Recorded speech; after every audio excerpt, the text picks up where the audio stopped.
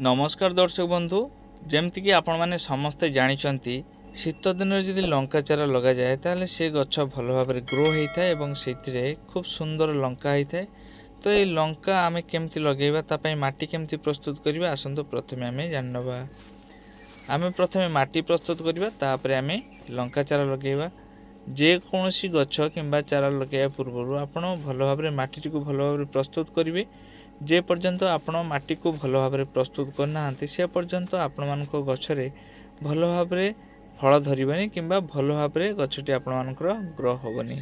तेणु माटी को भल भाव प्रस्तुत करवाटा हूँ मुख्य जिनिस।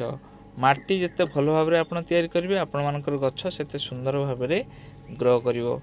एबे आमे ए जो माटी प्रस्तुत करछु एथरे रही 3% माटी 1% आमे सेतिर गोबर खत देइछु। गोबर खत दे सारा पर या आम भल भाव माटी सह गोबर खत को मिक्स करवा। आपण चाहिए से अल्प टिके कोकोपीट दे पारे आउ फंगिसाइड दे पारे। जदि फंगिसाइड आपण मान पाखे ना ताले किसी असुविधा ना एमती भी माटी आपण तैयारी करि पारिबे। माटी तैयारी कर सारा पर ताकू आपण किछि दिन छाड़ी देबे 3-4 दिन कि 5 दिन छाड़ी देबे जे पर्यंत ये भल भाव खरार सुखी न जाइछि तापरे आपण याकू व्यवहार करिवे।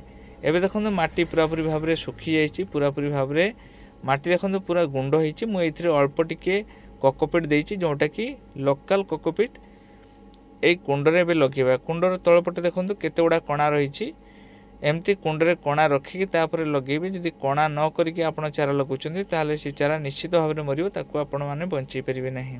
एबे हितरे मो माटी पुरेबी किंतु माटी पुरेबा पूर्व से जो बड़ बड़ कणा रही तापर मते किछि जिनिस रखिया पय पड़िबो।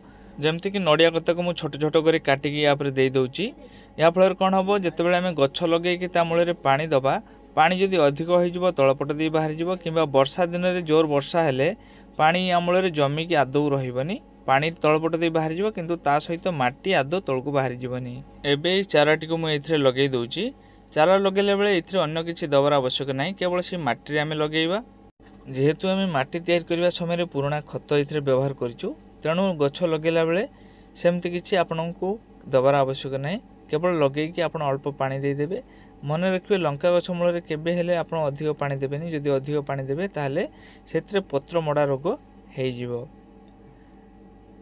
ठीक 30 रु 35 दिन पर देखते से गछरे केते सुंदर लंका धरची देखापी खूब सुंदर लगुच। लंका गछर ग्रोथ मध्य देखते केते सुंदर। पुणी आउ थे आपण मानक कही रखुची लंका गछ मूल केबे हेले आपण अधिक पानी देबेनी। जदि मोर ये भिडियोटी आपण मानक भल लगी थाए ताले लाइक शेयर सब्सक्राइब निश्चित भाव में करेंगे।